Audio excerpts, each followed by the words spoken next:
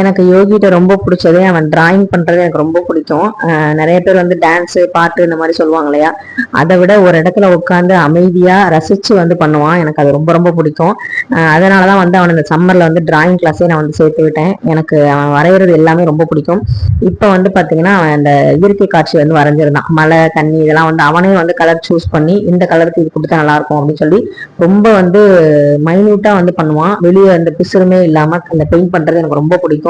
நான் தான் சொல்லுவேன், டிவி ஷோல வந்து காமிக்கிற அந்த பாடல் பாடுறது, டான்ஸ் ஷோ, அது மட்டும்தான் வந்து டேலண்ட் அப்படின்னு கிடையாது தம்பி. ஒரு கதை எழுதுறதும், புக்கு வந்து நம்ம எழுதுறதும், கவிதை எழுதுறதும், படம் வரைகிறதும், இதுவுமே வந்து டேலண்ட் தான். ஆனா வந்து செஸ் விளையாடுறது, கேரம், இது மாதிரி நிறைய வந்து டேலண்டான விஷயங்கள்லாம் இருக்கு.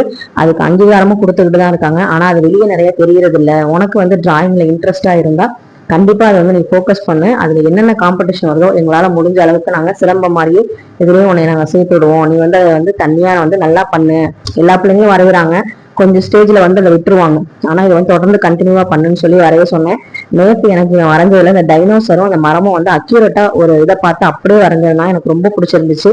ஸோ அவனுக்கு வந்து ஒரு சின்ன கிஃப்ட் கொடுக்கலாம்னு நினைச்சிட்டு இருந்தேன். ஆனா அவன் வந்து எனக்கு ஒரு கிஃப்ட் கொடுத்தான். டிராயிங் கிளாஸ்ல வந்து ஒரு சின்ன காம்படிஷன்ல அவனுக்கு வந்து ஆறுதல் பரிசு தான் கிடைச்சது. ஆனா எனக்குமே அது ரொம்ப பிடிச்சிருந்துச்சு.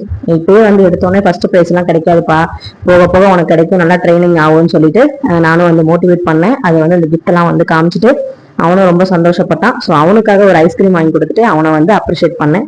உங்க குழந்தைங்க எதுல ரொம்ப டேலண்டா இருக்காங்க நீங்க கண்டுபிடிச்சீங்க அப்படின்னு மறக்காம கமெண்ட்ல சொல்லுங்க.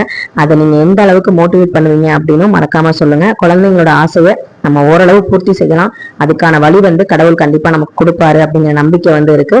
இந்த வீடியோ பிடிச்சிருந்தா லைக் பண்ணுங்க, கமெண்ட் பண்ணுங்க, மறக்காம நம்ம சேனலை சப்ஸ்கிரைப் பண்ணிக்கோங்க. நன்றி, வணக்கம்.